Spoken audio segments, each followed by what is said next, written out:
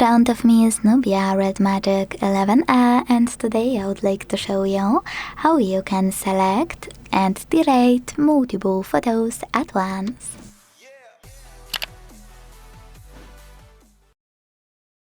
First of all, you need to open Photos app and decide if you want to delete your photos from Photos or Collections sections at the bottom left corner.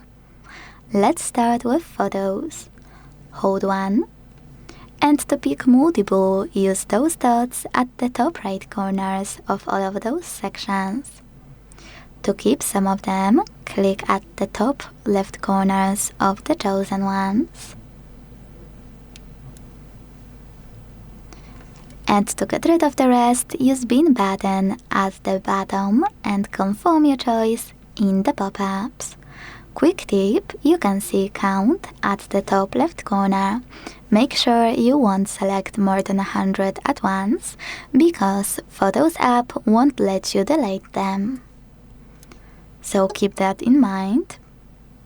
And as you can see, after a few seconds, my photos were successfully deleted.